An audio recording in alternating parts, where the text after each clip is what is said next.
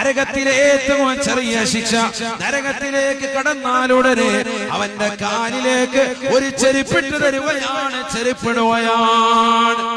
നരകത്തിൽ പടക്കപ്പെട്ട ചെരുപ്പാണ്, തീയാനുള്ള ചെരുപ്പാണ്.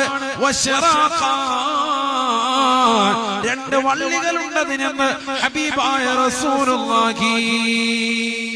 ആ ചെരുപ്പിന്റെ ചൂട് കാരണത്താൽ ചെരുപ്പിട്ടാലുടനെ അതിന്റെ ചൂടവന്റെ മുട്ടിലൂടെ തുടയിലൂടെ അവന്റെ തലച്ചോറിനുള്ളിലേക്ക് കടന്നു വരുകയാണ്.